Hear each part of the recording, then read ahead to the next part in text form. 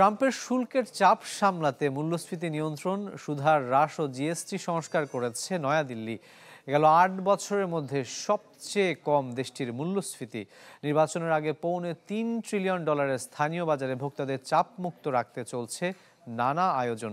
এদিকে চীন ভারত সম্পর্কে তিক্ততা কমায় সহজে মিলছে ওয়াশিংটনের বিকল্প বাজারও। শুল্কের চাপে বেসামাল অর্থনীতিকে বাগে আনতে মূল্যস্ফীতি নিয়ন্ত্রণ, কর ও সুদ কমানো সহ নানা পদক্ষেপ মোদী সরকারের। 50% শুল্কের ভারে রপ্তানি খাতের চ্যালেঞ্জ মোকাবেলায় বিকল্প বাজারের সন্ধানে নয়াদিল্লি।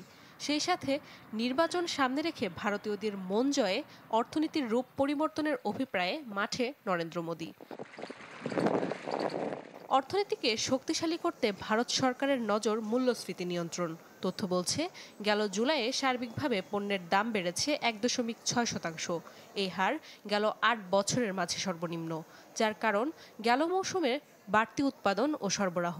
আগামী বছর পর্যন্ত এই ধারা অব্যাহত থাকবে বলে মনে করছেন বিশ্লেষকরা। বেড়েছে কৃষির সাথে জড়িতদের মজুরিও। গেল মে মাসে যা 8 বছরে সর্বোচ্চ 4.5% পৌঁছেছে বলে জানিয়েছে গোল্ডম্যান স্যাক্স। এরই মাঝে সুদের হার কমেছে 1% পয়েন্ট। ডিসেম্বরের মধ্যে যা আরও 0.25% কমবে বলে ধারণা করছেন বিশ্লেষকরা।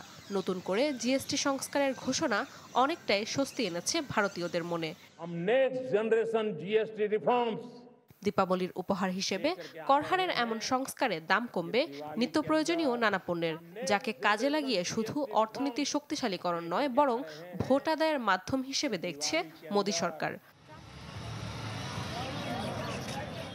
আমেরিকার শুল্কের ক্ষতি পুষিয়ে নিতে তাই নিজেদের মধ্যকার বাজার সম্প্রসারণে নজর ভারত প্রশাসনের, যাতে সহায়ক ভূমিকা রাখবে নতুন বন্ধু চীন রাশিয়া। নাদিয়া ইসলাম তুলি, চ্যানেল 24।